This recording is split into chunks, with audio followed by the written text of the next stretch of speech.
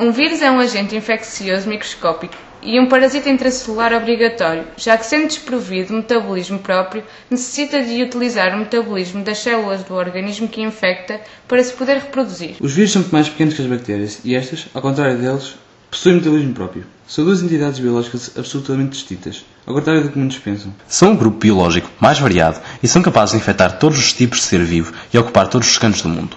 Todos possuem informação genética, quer na forma de DNA ou de RNA, e uma cápsula proteica para proteger essa informação.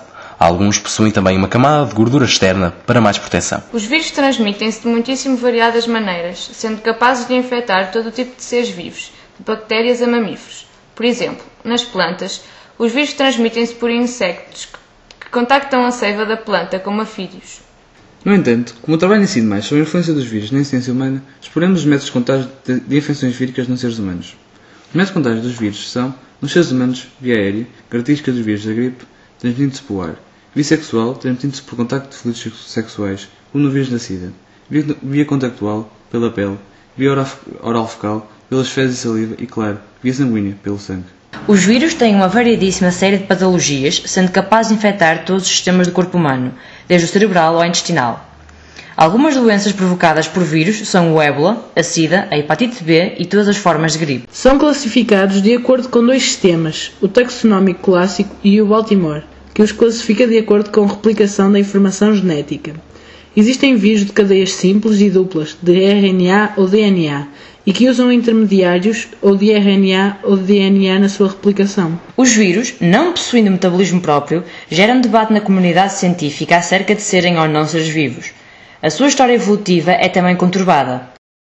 Epidemia é uma doença infecciosa que se propaga rapidamente pela população de uma determinada região, sem se alastar para outras regiões. Uma das epidemias mais conhecidas é o ébola, também conhecido como febre hemorrágica, uma doença frequentemente fatal que não tem tratamento.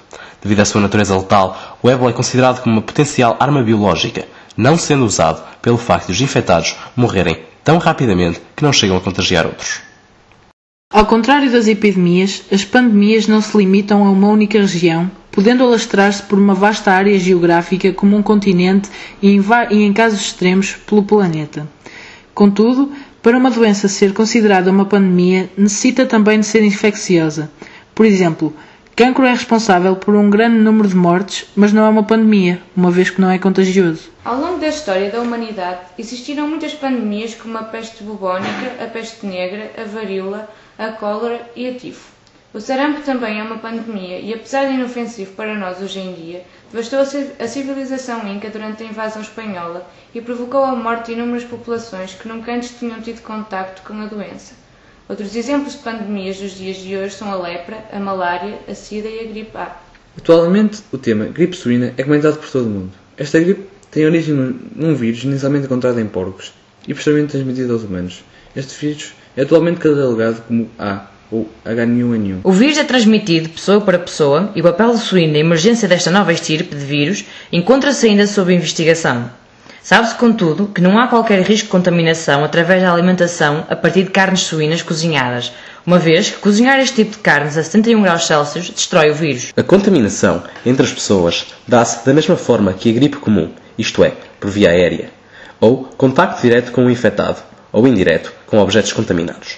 Esta contaminação também ocorre mais facilmente em determinados grupos de risco. Em seres humanos, os sintomas da gripe A são semelhantes aos da gripe comum, nomeadamente calafrios, febre geralmente superior a 38 graus Celsius, garganta dolorida, dores musculares, dores de cabeça forte, tosse, fraqueza, falta de apetite, sonolência, náusea, vômitos, diarreia e ardor nos olhos. À imagem do que acontece com a gripe comum, a gripe A trata-se com repouso, muitos líquidos e analgésicos. As vacinas contra a gripe comum não imunizam contra o H1N1. Atualmente já existe uma vacina fabricada contra o vírus. No entanto, esta foi desenvolvida de emergência e, como tal, levanta as suspeitas de muitos céticos acerca da sua eficácia. Este argumento não houve tempo suficiente para fechar convenientemente. Apesar disto, os profissionais de saúde e da área farmacêutica encontram-se otimistas. Assim, e tendo em conta as circunstâncias, variados países já reservaram.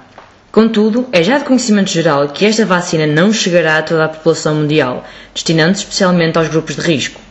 Há, pois, continuar a apostar na prevenção. O perigo do vírus da gripe A não é a mortalidade, visto que, em proporção, Esta é semelhante à da gripe sazonal. Contudo, como este é um vírus recente, a população não está imune a ele, o que aumenta o seu poder de infecção. Assim, o risco reside, pois, na sua elevadíssima taxa de transmissão entre humanos, bem como a possibilidade de ocorrência de mutações que o possam tornar bastante mais agressivo. Uma particular a ter em conta é a recombinação com o vírus da gripe N, a gripe aviária. Esta provoca infecções atípicas nos seres humanos, sendo dificilmente transmissível, mas com letalidade de quase 100% e sem tratamentos não paliativos. Esta combinação criaria uma estripe de gripe com letalidade da gripe N e infecciosidade da gripe A, cenário bastante provável dada a afinidade recombinatória da gripe A. Outro ponto a frisar é que ainda não se sabe quais serão as implicações da combinação entre este vírus e o da gripe sazonal e, portanto, a população devia proteger-se contra a gripe comum, de forma a evitar essa combinação. Como tem sido referido, sempre que se fala deste assunto, há que apostar na prevenção, e essa começa em termos individuais. Algumas das medidas recomendadas são: limitar o contacto muito próximo com outras pessoas, lavando frequentemente as mãos e desinfetando-as com uma solução hidroalcoólica. Lavar os objetos e superfícies com que contactam frequentemente muitas pessoas, como por exemplo maçanetas de portas, telefones, teclados, etc. Proteger com o braço ou lenços a boca e nariz a quando de um espirro. Se usado, o lenço deve ser imediatamente deitado fora. Se estiver num país onde existe um surto, evitar locais com grande afluência, como centros comerciais e o contacto com doentes. No caso de apresentar algum dos sintomas já referidos, deve isolar-se e ligar para a linha de saúde 24, 808 24 24 24, explicar os seus sintomas e aguardar instruções.